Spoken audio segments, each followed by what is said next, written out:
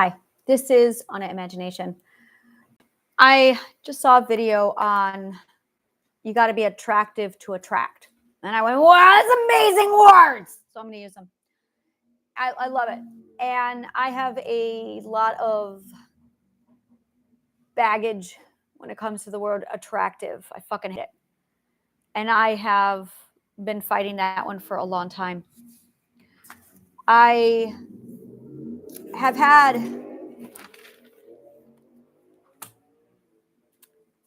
slave owners tell me that I need to value my attractiveness so I can attract more slave owners.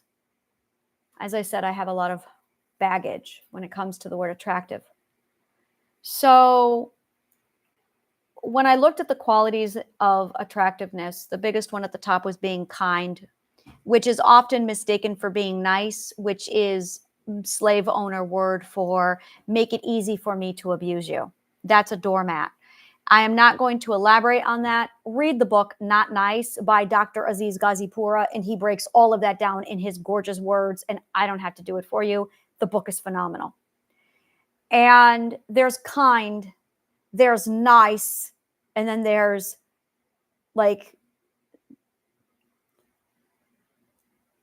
then there's being a doormat. And nice is the word that abusers use to condition people into cooperation. Nice is cooperation. Again, Dr. Aziz Gazipura really breaks that down. So I went through a stage of fuck nice, which is what I needed to do for my healing. Everything is sequential. Everything follows a sequence. A sequence is through. It is the path through. And you cannot go through without going through. There is no other way. If you come to a mountain and you want to be on the other side, through it. There is no, I'm going to go around the mountain. No. Because you're going to go around the mountain, and that's actually called avoidance. You have to go in the mountain. And what ends up happening is you wander, you try and get around the mountain, and you get lost, and then you're right back to where you started. You've got one place, and that is going through the mountain. When you try and avoid, circumvent, go around the mountain, you end up wasting time before you backtrack and then go through the mountain. The only way through is through.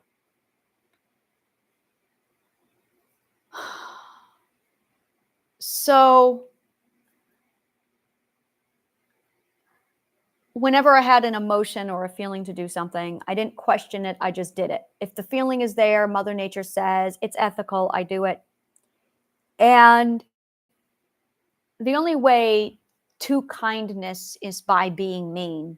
It's literally the metric we need to determine, oh, this is what being mean is. Oh, now I have compassion. Now I have kindness. But I valued my authenticity more than anything. And I went through a very long stage because I was resisting being mean for so long. And what ended up happening was my refusing to be mean seeped out and leaked all over the place. And I was getting it all over where it was like sludge that was just appearing everywhere. And I'm like, what the fuck is going on? And I realized it was because I was resisting being mean. And I finally said, fuck it, I'll just get it out of my system. And it was the first time in 40 years, well, my entire life, where I finally said, okay, I'll be mean. And I just was mean. It lasted 5 days. And I got it out of my system. And near the end of the 5th day, when I was at my most ugly and aggressive, not even aggressive, I was just mean. I went, oh, now I have compassion. I discovered compassion. I would not have discovered compassion if I had not indulged in being mean.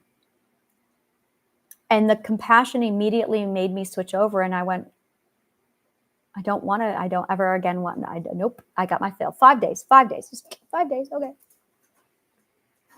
And then I see this thing, this YouTube channel, and he's talking about being attractive to attract. And I went, wow, that's genius. That's attractive to attract. And I immediately felt my old baggage come back, and I went, I don't want to be attractive. I don't want to attract those kind of people. I was using not being nice as a means to repel.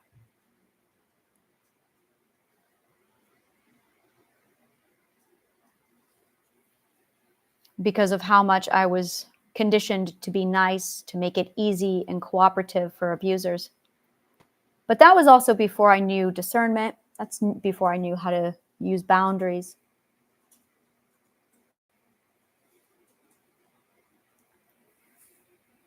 And what I value more than anything is authenticity. That's what I value. So I was thinking about authentic attractiveness. And then I had other people very recently who was like, well, you need to be nice if you want to attract people. No, I don't want to use a niceness. I don't want to use kindness to attract. That's weaponizing kindness. That's weaponizing kindness. And that's where what I see a lot of is there's people who weaponize kindness to manipulate others to attract them. I don't want that. I don't want that at all. So there's weaponized a weaponized kindness. And I won't touch that stuff. That's dirty. And then there is defensive kindness. People who use kindness as a defense mechanism. And then there is people who wear it as a mask. And none of these methods are authentic. It's called genuine kindness. And the only way to get genuine kindness is to be mean.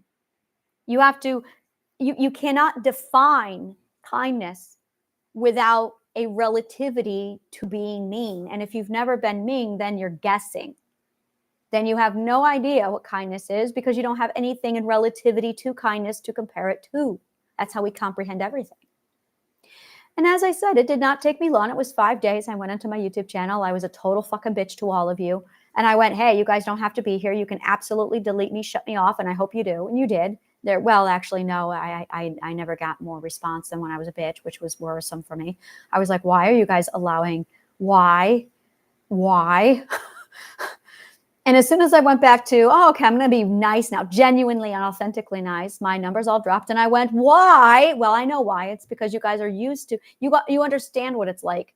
Oh, someone's calling me stupid and somebody's treating me like shit. I know how to process that. That's something familiar. That really scares me. But I realized that I wanted this authentic attractiveness, this genuine kindness. And I realized, and this is it right here, the truth repels abusers. Oh, abusers hate truth. And I realized all I have to do is tell the truth and abusers go away. It's amazing. Tell the truth and abusers go away. I subscribe to a different sequence than the rest of the world. Everything is about sequence. Everything. Logic is sequence. Logic is the ordering of sequence. It is the algorithm of sequence. It's the science of sequence. Everything is sequence. And when you know the sequence, when you know the algorithm, you know exactly which step to take with each and everything.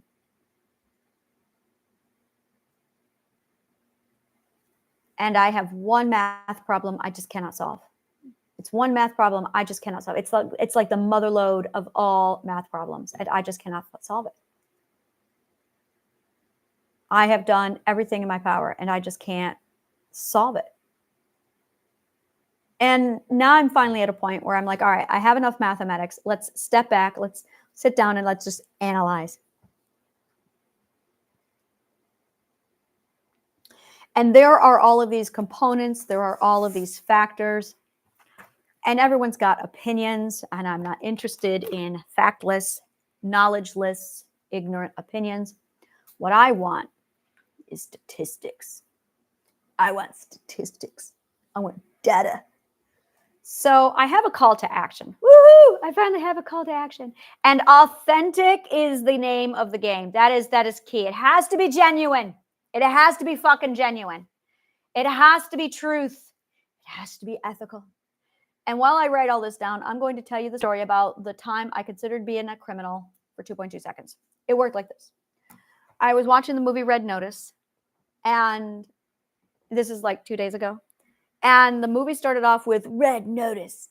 It's the highest level of wanted criminal. And because I saw the title, Red Notice, and the highest level, I went, oh my God, I could be a criminal, just because I wanted the title. And then I went, ethics? Never mind. Yeah, and that was the 2.2 seconds that I considered being a criminal. 2.2 seconds. I could be a criminal. Ethics? Never mind. That's literally the order of operations in my head. I enjoyed the movie immensely. Yep. Ethics. It's like, no, can't do it. Never mind. 2.2 seconds. And the idea of, God, I would make an awesome criminal, but I'm too ethical. So there was a time I stole gas. I will tell you about the time I stole gas. Accidentally, this is the story of me stealing gas. It worked like this. I had my dear friend, Angie, and she and I decided to go on an adventure. So we decided to go to the grocery store, and then we went to a different store. But first, we needed gas. And there was a confusion. It was, I'm going to pay her gas because she was driving. And it was I thought, okay, I'll hand her cash and we're going to go to the bank. So it was all sorted out in my head. We had a miscommunication. So it worked like this. I went inside to buy something quick, came back out, gas was loaded up, we get in the car, we go to the store. We're on our awesome adventure spree. We're working things out. And I went over to an ATM while I was there at the store. No, I did like a cash exchange, so I could do a cash exchange there. I got it out and I get back in the car. We're driving along and she goes, did you pay for the gas? And I said, no. Did you pay for the gas? And she goes, no. And we both went, oh my God, we're criminals. And oh my God, it was horror. It was a horror. We drove right back to the gas station. I walked in there and I paid. The end. And she goes, thank you. We can call the police back. What? They had apparently called the cops, and the cops were sitting there waiting at the house for us to show up. And they called the cops off of us. It was the 1 hour that we were Bonnie and Clyde, and that was it.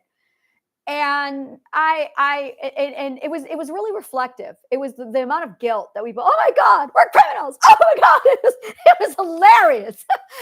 It's not very often you get to see yourself in an ethical misunderstanding where it leads to criminal behavior, and then you are just plunged into a world of complete guilt. Oh my God. So I would never make a good criminal. I would just, like I said, 2.2 seconds. Ethics, nope. So that was the one time I was a criminal without my own consent. So yeah, I can't do it. I did steal something when I was 5. It was garbage on the floor. And I thought somebody threw it away. They don't want it. And my mother made me go back in, hand it over, and apologize. And it was so egregious that I never, ever did it again. Like that. So that was there's my criminal existence. So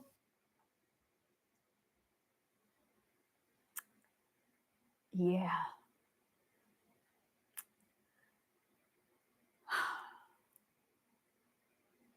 Authentic, genuine kindness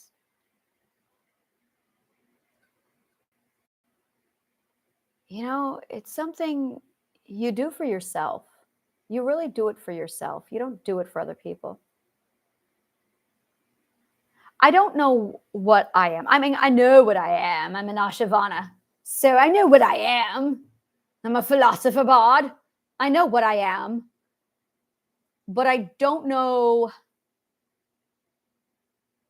I have no idea how to turn what I am into something useful for other people. Well, I mean, I do. I know that too. I just don't know the words for it to summarize it. My call to action is I've got the Radical Global Healing Plan simplified. I finally got that together. It came together yesterday. It's beautiful. It's like, it's done. It's here you go. And it literally takes care of all the everything. Everything. It literally uploads the sequencing that you need in the correct order of operations to fill in all of your origin, heritage, parenting, all of it, to plug in the missing part of your sequence and put it in the right order. Really, it's amazing.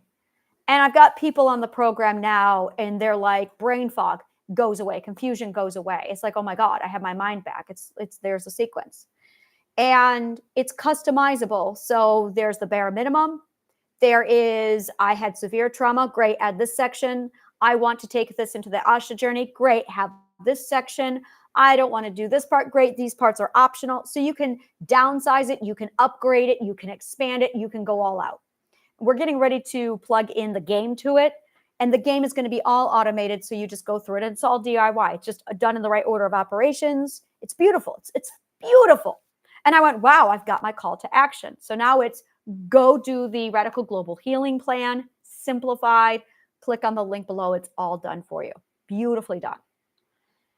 And I'm going, okay, well, what is it and how would you describe it? And this is where it doesn't feel authentic anymore. As soon as I run into this part, I'm going, it doesn't feel genuine anymore. It feels like I'm just copying a whole bunch of other assholes, plugging it all in. And that's not what I'm about. I'm about authentic and genuine. So how the hell do you bridge this gap? And all I can say is, if you want to have clarity and an awesome fucking life like I do, here's how I did it. Here's how I did it. It's literally the exact same path I took, except without the 30 plus years of education. And that's the difference. It's everything I did, but it's the milestones. It's the actual formula of what I did. And that's it. That's really what all of this is about. And I don't like to talk about the formula in this sense of selling it to you, because it doesn't feel genuine anymore. It doesn't feel authentic. You know, I love Tony Robbins. I admire him for the work he does. But I always felt like he was enabling. I always felt like I don't need him to inspire me. I don't. And I know how to inspire myself. Hell, Luffy inspires me. I don't need Tony Robbins to inspire me. And it's all about empowerment. I mean, that's really what this is it's self-authority, it's independence, and it is empowerment. And that's really what all of this is about. That's all this is. And that's not something, the empowerment, we kind of have an idea on. Self-authority is a massive problem in our culture. And a lot of people just don't know how to be independent. A lot of people are like, okay, I have no idea how to be independent. And that's where the algorithm comes in. And it's independence is something I've been struggling with. Oh God, yeah, it's something I've been. There's a difference between I'm independent and then that I am an independent dependent. An independent dependent is somebody who is self-authority. They know how to think for themselves, but they don't know how to stabilize and literally take care of themselves financially. And then there's being dependent upon the system. And the system wants you to be dependent on it so it can sustain itself. The system doesn't know how to be free of the system does not know how to function without your dependence. That's not a good model. Not at all. And this leads me to my conundrum of I've got a math problem here and I just can't figure out the solution to it. The solution to every math problem is literally being able to identify and define all the components of the problem. And that's it right there, is defining, being able to visibly identify all components. And if you cannot identify all the components of a problem, you know, I almost want to say this is applied mathematics. It's literally simple science. It's simple science for practical use. I've used this a lot. Simple science for practical use. This is actually something I've been calling this for quite a while. is how to take science and how to apply it to your life. I had one beautiful person today. She was messaging me and she's like, I'm struggling with this. I'm struggling with this. And she goes, and I said, you just got to go through it. And she goes, isn't there an easy way? I said, yeah, it's called math and logic. You're going to have to study math and logic if you want it simple and easy. Easy and simple is math. The reason why your life is hard is because you don't have math and science. That's why. That's it. Once you have the math and the science and the logic, oh my God, it's easy. Oh my God, it's easy.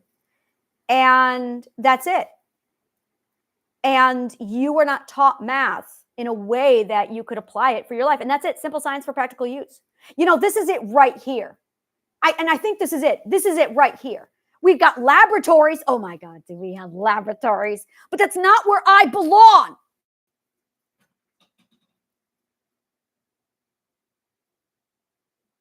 I would go nuts in a laboratory. They have routines. They have routines. I can't do routines. They have, well, I love the standards.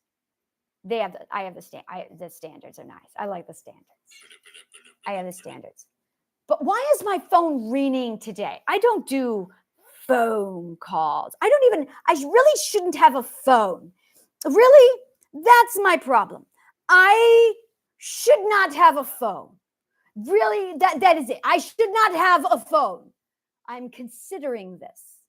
This is a Celtic thing. This is from Ireland. Well, Scotland. This is a scarf pin. This is what holds up a kilt. There. When people see this, they're like, what is that? This is what holds up a kilt. I have many of these. Yes, I have plaids. So I have a lot of wraps and things, and I love to play with it. So if you're someone going, what the fuck is it? This is called a scarf pin or a plaid pin. It is literally used for holding up. This is how you keep your kilt on. That's it. I mean, there's also a few dozen ties that you can do and wraps and things like that, which I also know, but I have a lot of knitted things and I always use my scarf pins for those. So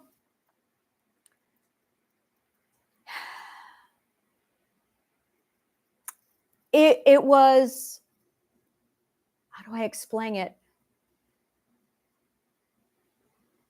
I looked into publishing in the journals and I went into several things today and I was looking through the journals and I went, my science isn't here. And they don't come from the same sequence. And I'm going, I'm just going to show you the problem. All right, if I submit this to the neuroscientists don't have enough psychology to understand it, nor do they have enough biology to understand it, so that's not going to work. I could submit it to the biologists, but the biologists don't have any psychology in them, so they're not going to understand it. If I submit it to the psychologists, we're not going to submit to the psychologists. They don't have anything inside of them. So I could submit it to mathematicians. However, the mathematicians are not familiar with logical linguistics for them to understand it. Fuck. I can't submit it to anybody who's going to understand it because nobody is doing interdisciplinary studies. Nobody is integrating it. I've got just mathematicians and just biologists and just psychologists. I don't have anybody who's studying all of it. I am the only one in the world studying all of it.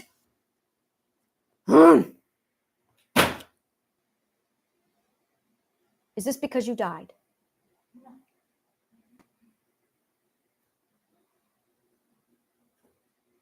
My daughter just like, boom.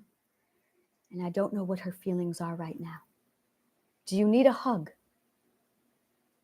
So I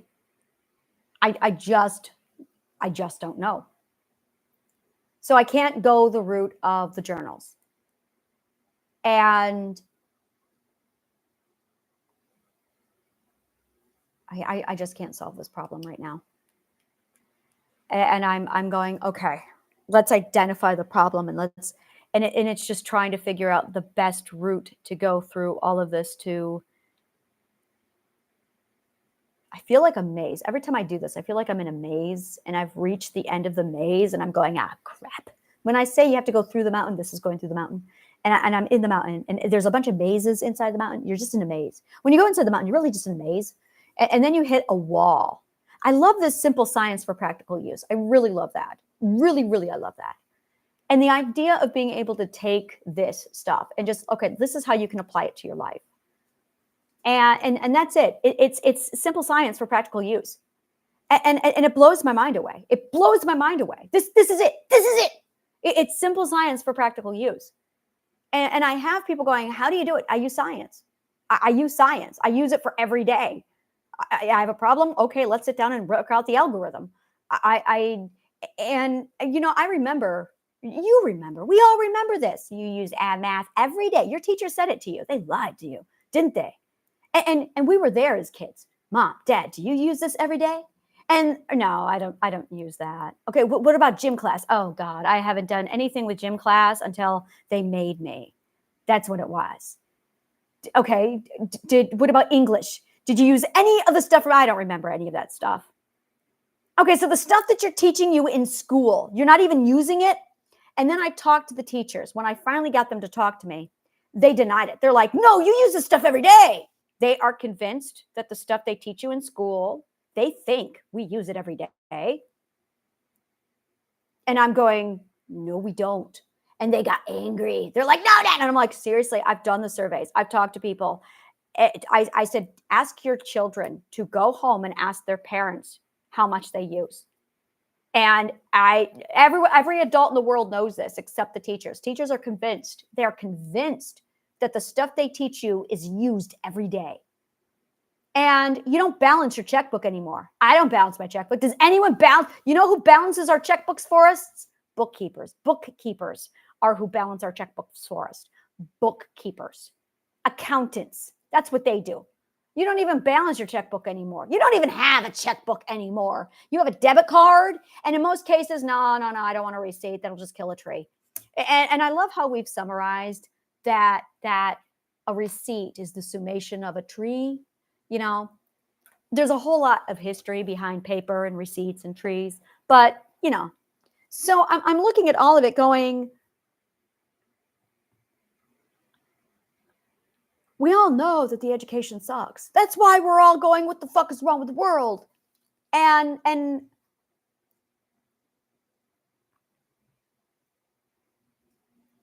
it's not that the science isn't there. It's not that it's not something you use every single day. It is that we were never taught how to use it every day. And that's just it. We were never taught how it applies. When you learn linguistics, you learn how to talk to people. When you learn logic, you learn how to think.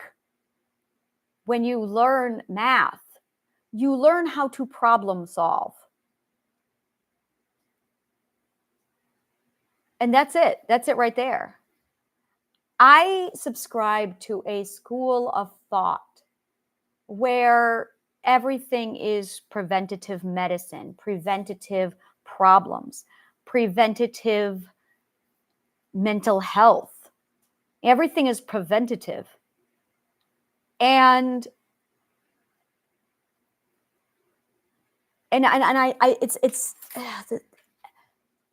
it feels like it's carving this out and shaping it and developing it the way you need it to be developed.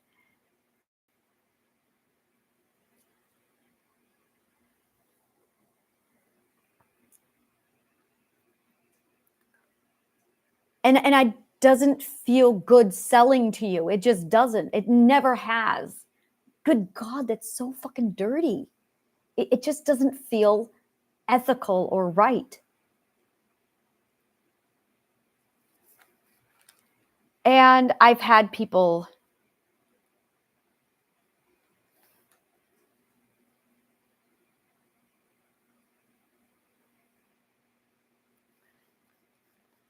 if I were to summarize everything that I have to say over and over again,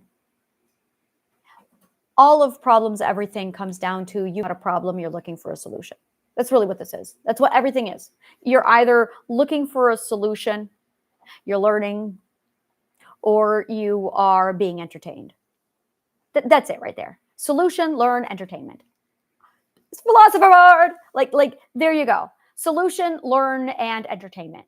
Those are the three things. Either you're growing, you're solving, or you're being entertained. And that's it right there. That is what everything that we do in this planet is all about. Either you're here to solve, you're here to learn, you're here to be entertained. And that's just it, is simple science for practical use for your solution, for your education, and for your entertainment. I mean, that's really what this comes down to. It really, truly is. It's literally an all for one, all in one. Here you go. And it's and that's that. When people ask me how I do everything, it's I learned how to take science, simplify it, and then put it into use for practical everyday purposes.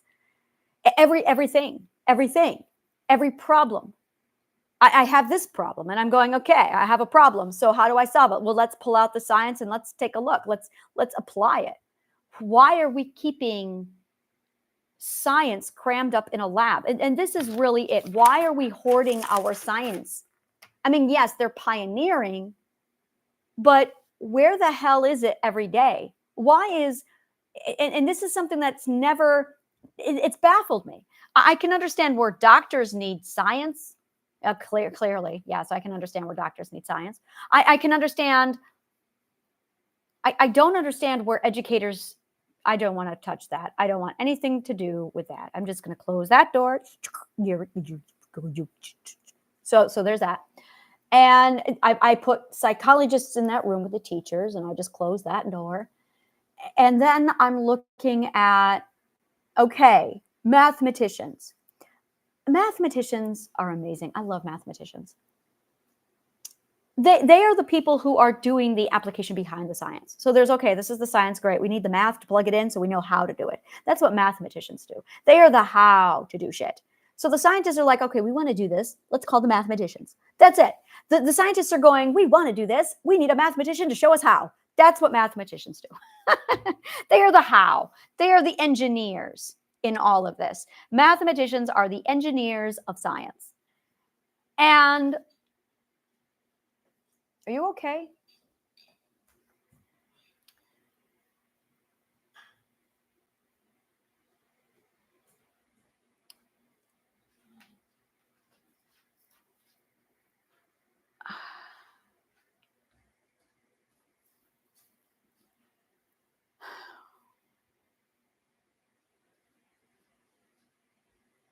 I know what this is. It's every time it's the chaos. It's the what is this mess? It's all the components all over the floor. And I've walked into this new space, and there's new components all over the floor.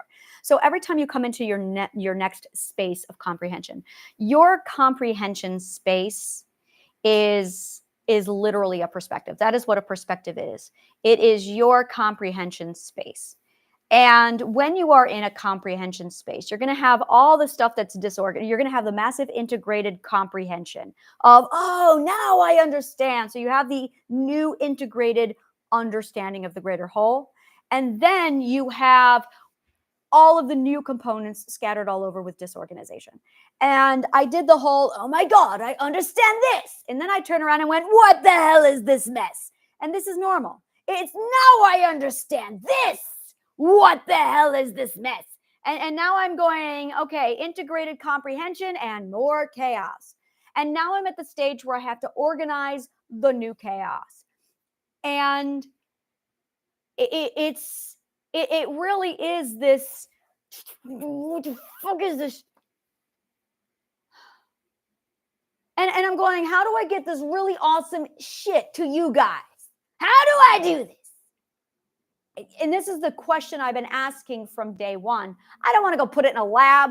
They can go put it in their lab. I don't have any journals that I can just drop this into a journal and say, here, take a look at this. There's nothing there because they're not talking to each other. I need like 8 different people to sit down and to go over one of my stuff. So I've got that. And I'm going, okay, journals are definitely not the way to go for me. That's just not the way to go at all for me. And I'm just going, okay.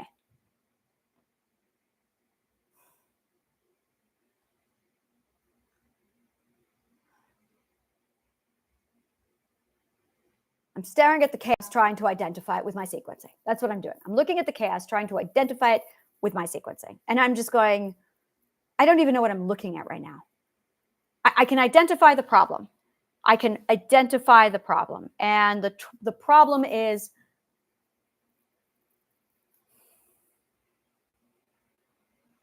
I have really cool X. I'm going to do it. Really cool X.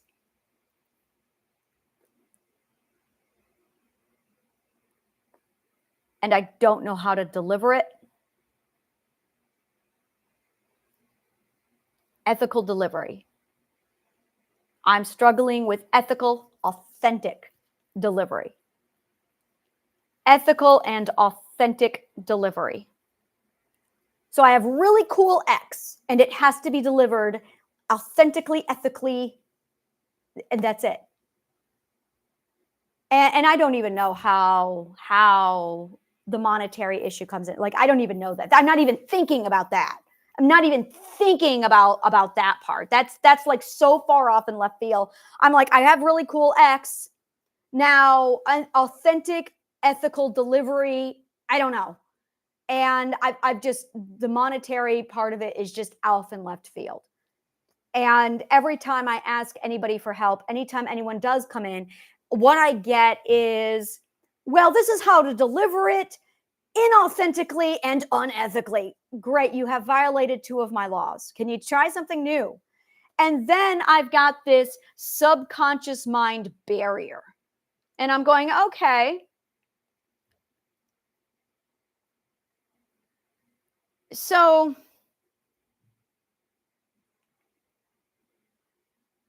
I don't know. I feel like this is the closest to identifying this problem as I have ever gotten. So that's called progress. That's progress. Because at least now I can see all 3 variables and I can like identify them with X's and Y's. So that's progress. It's progress. Sometimes it's going to take multiple perspective shifts before you get to the solution you want. A lot of times it's that way. Thank you so much. And may the truth always find you.